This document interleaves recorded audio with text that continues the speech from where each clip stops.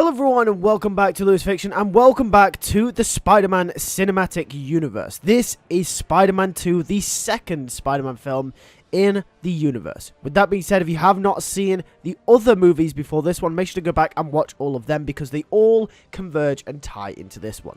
With that being said, let's get straight into this. Now, I want to mention I'm approaching the second Spider-Man film a little differently than one might imagine, and I'm taking a huge risk by doing this. But what I'm going to be doing is slightly different and I think quite interesting. This film won't just have Peter as the main protagonist, but Norman and Sergei as well. I'm treating this film as a crossover film, more along the lines of the Avengers, but for the characters that have been built up throughout the cinematic universe thus far. The first Spider-Man film was obviously an introduction and fleshed out story about purely Peter Parker, and the same goes for Osborne and brothers, exploring Norman and Sergei. But this will be the film where all their stories come together, sort of like how Tony's, Steve's, Thor's and Banner's stories all converged in the first Avengers film. However, even though Peter won't get 100% of the focus, his story will still take priority. But Norman and Sergei will get huge roles as their stories are also majorly important to the narrative as well. With that being said, we open up on a plane soaring over to JFK Airport. It lands and off comes a big bulky man. It is Sergei Kravinoff. He has landed in New York with one mission: rescue his brother. We then cut over to Manhattan to Peter Parker. Peter and May have fully moved into Anna Watson's house after being evicted from their own. It's Peter's fault that they are both in this situation. Aunt May relied on him and he couldn't step up to be the man of the house because he was too busy fulfilling what Uncle Ben had taught him. With great power comes great responsibility. Yeah, sure, the city is safe from the Kingpin, the city's crime rates have dramatically decreased since the expansion of the Magia, but at what cost? The living situation and happiness of his family? That's a big price to pay, but Peter knows he had to pay it. Or did he? This will be the start of Peter's story throughout this film. The idea of if Spider-Man even matters. Does Peter's personal life and how the people are affected around him matter more?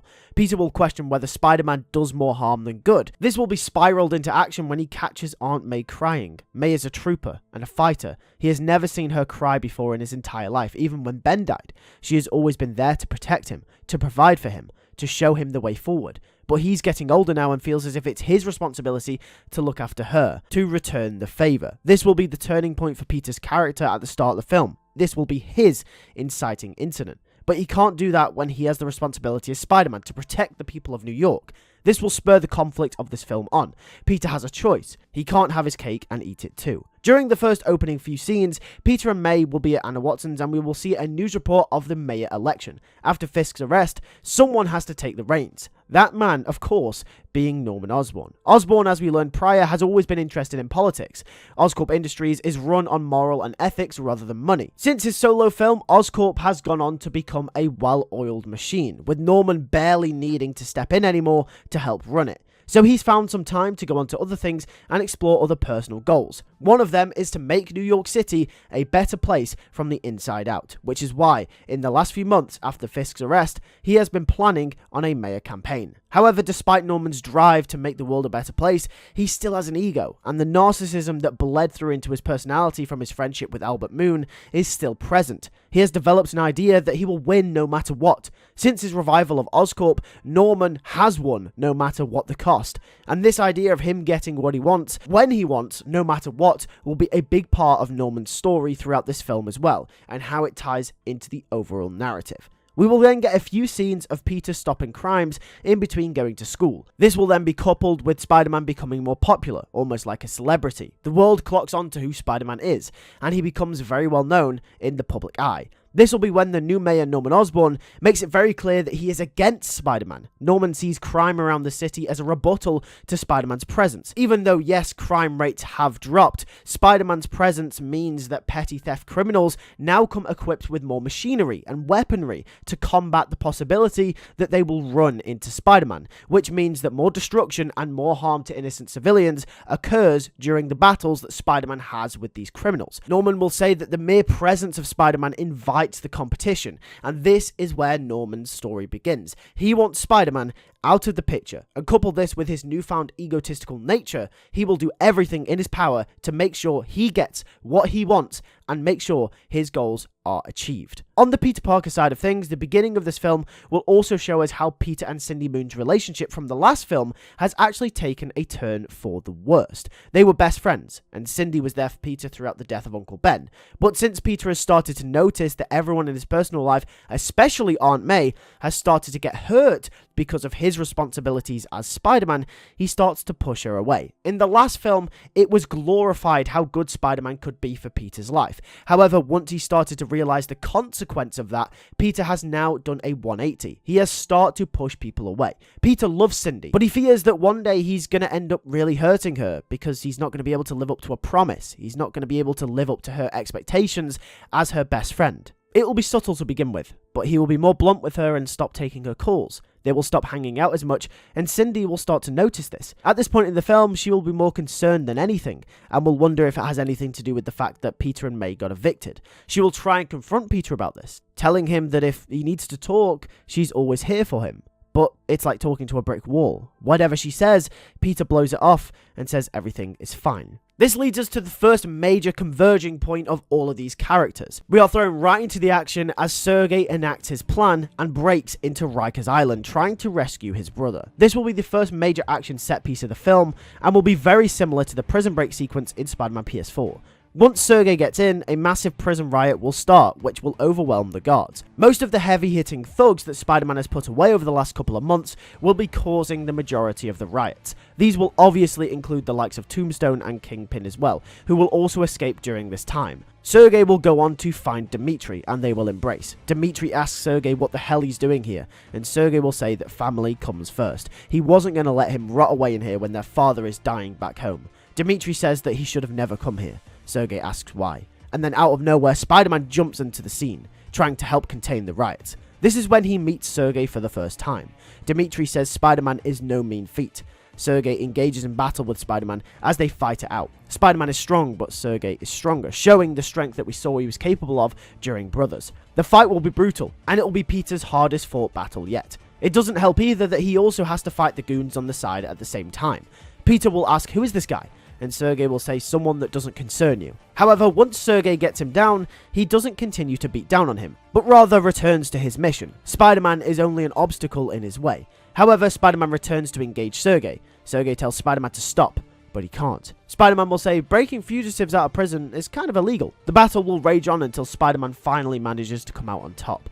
Sergei is strong, but the brute strength of Spider-Man and agility eventually was enough to take Sergei out and to come out on top. And with that, Sergei was unsuccessful in his mission, and Sergei himself is sent to prison. After all is said and done, the conflict boils over. Norman Osborne, the mayor of New York, is asked to comment on what has happened, in which he blames Spider-Man for it all. He will say that this wouldn't have happened if the competition for Spider-Man wasn't there. Spider-Man needs to retire. On the Peter side of things, he will see this constant slander against him as the city starts to turn on Spider-Man. This celebrity-like persona that Spider-Man has conjured over the last few months has now turned against him as the public start to trust Norman Osborn. Norman starts to turn everyone on him, and this creates an interesting dynamic for our character. He can't seem to do right as Peter Parker, and he can't seem to do right as Spider-Man at the moment either. At this moment in time, it's also been a few months since him and Aunt May moved into Anna Watson's house. He probably should be looking for a job, Peter will say to himself. During this time, Peter will start to push Cindy away more as well. Cindy and Peter's friendship will be a representation of how disconnected Peter becomes with reality and with himself. Him pushing everyone and everything away will show the imbalance between Spider-Man and Peter Parker. A massive identity crisis will become clear as we make our way to the midpoint of the film. However, on the Norman Osborn side of things, he is hatching a plan to finally take Spider-Man out of the picture, as he slowly descends into obsession with trying to win this battle against the wall crawler. This isn't a job for the police, and the police can't really arrest him, so Norman will have to take to other means to get what he wants. He thinks of an imperfect, perfect plan. Something slightly illegal, but if he is to win this fight, he must fight fire with fire. We will then get a scene where Norman will approach Sergei Kravinoff from prison. He wants to make a deal with him, saying he wants to hire him to capture Spider-Man. Sergei will says that he has no interest in fighting Spider-Man. He just wants his brother to be released. And that's when Norman gets an idea. He will tell Sergei that he can make that happen if he brings Spider-Man in. Norman will give him equipment, performance enhancers, new weapons and tech, anything he needs to overpower Spider-Man and take him out for good. Sergei says as long as he promises to release his brother afterwards. Norman will say that he has his word. This is when everyone's stories in the cinematic universe thus far start to converge on one another. However, back on the Peter side of things, Cindy starts to get frustrated with Peter, and she's reached a boiling point. She lashes out at him, telling him that they were best friends, and that she shouldn't block her out like he's doing. And this is where Peter starts to realize his mistake. The only way to win in this situation is to be honest with her, to be honest about who he is. After all, she does deserve to know. This is something Peter will contemplate within himself as the film continues on towards the final battle. However, pondering on this thought will have to wait, as we do enter the final stages. Sergei will return, looking for Spider-Man and to take him out. This will lead to a massive confrontation between Peter and Sergei, as the two of our main protagonists come to blows fighting for different things. Peter fighting for the responsibility as Spider-Man whilst fighting his inner desire to give up, and Sergei fighting for his family to reunite, and Norman Osborn orchestrating everything from the sidelines. This final battle is brutal, it's tough, and the hardest Peter has ever had to fight. But this is what makes Peter realize that no matter what, there will always be villains, there will always be people that need saving, there will always be people that are against Spider-Man. He can never give up being Spider-Man, no matter what. Peter will eventually come out on top, and Sergei will be sent down, bringing a tragic end to his story. One of loss and one of grief. After all is said and done, Peter will realize that he has to be honest with Cindy.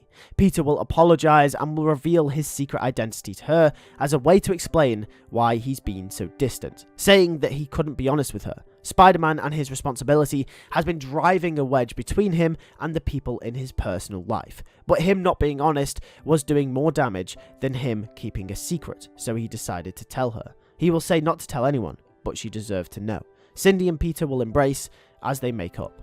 The film will draw to a close as we follow Aunt May finally getting back on her feet. She gets a job at a place called Feast, and Cindy will tell Peter that she's just started a job at a place called the Daily Bugle, and will say that she can try and get him a job there too, as he knows the situation with him and his aunt. Peter will say that would be great. Peter's new job at the Bugle will be a representation of that balance finally being struck between his personal life and Spider-Man, as he will go on to take photos of Spider-Man for the Bugle whilst also making money at the same time. I feel as though this way of incorporating the Daily Bugle into this character arc makes the most sense and also lines up with the story that this film would have told. On the Norman side of things, this will be the first loss that he's experienced in a while. But during this film, his downfall has come from his obsession with this new-found ego. He will win at any cost, and he has just lost something that he doesn't do often. Spider-Man will be defeated one way or another, and suddenly, this ego that Norman has formed transforms his outlook on Spider-Man's defeat. At first, he wanted Spider-Man out of the picture because he thought it was the right thing to do for the city. But now, he wants Spider-Man out of the picture because he feels defeated. He feels lost. And this is not a feeling that Norman likes. He will win. And with that, we end our big event film there. Thanks for watching Spider-Man 2. Like I mentioned, this was a little bit different, kind of a culmination event of all the characters thus far. And now that they've all converged on one another, we can step forward into the next story, which is going to be the confrontation and the culmination of Norman Osborn versus Peter Parker. But before we get to that story in Spider-Man 3, we have to follow the story of Tombstone after the Rikers Island riot. And on his way to redemption, he encounters a suspecting cat burglar on the loose. But all of that is to come in next week's film in the Spider-Man cinematic universe. Thanks for watching. I'll catch you guys in the next one. Take care and peace.